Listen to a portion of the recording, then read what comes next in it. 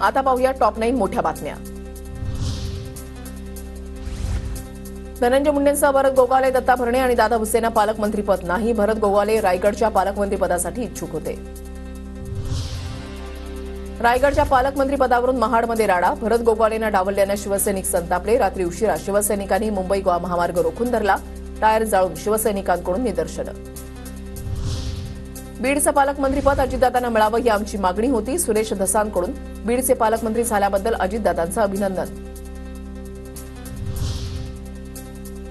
मंत्री धनंजय मुंडे शिर्डीमध्ये दाखल, राष्ट्रवादीच्या शिबिराला उपस्थित राहणार। रात्री मुंडेंनी परळी वैजनाथ आणि शनिदेवाचं दर्शन घेतलं।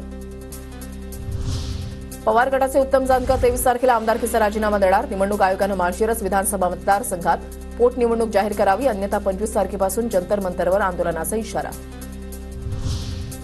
विधानसभा सदस्यांना राजीनामा विधानसभा अध्यक्षांकडे द्यावा लागतो। पब्लिसिटी नैराश्यासाठी तयार केलेले हे फेक नॅरेटिव्ह। जानकरांच्या राजीनाम्याच्या वक्तव्यावर तटकरेंची प्रतिक्रिया। गुणरत्न सदावर्तेंच्या एसटी बँकेमध्ये 150 कोटींचा घोटाळा, संचालकांनी 43 लाख सदावर्तेंच्या पत्नीच्या खात्यामध्ये टाकले।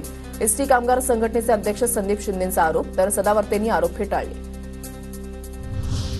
बीड हत्येच्या निषेधार्थ आज छत्रपती संभाजीनगरमध्ये जनआक्रोश मोर्चा, शहरामधील 3 रस्ते वाहतुकीसाठी बंद। मोर्चासाठी 3 डीसीपी, 70 अधिकारी आणि 500 पोलीस कर्मचाऱ्यांचा बंदोबस्त तैनात।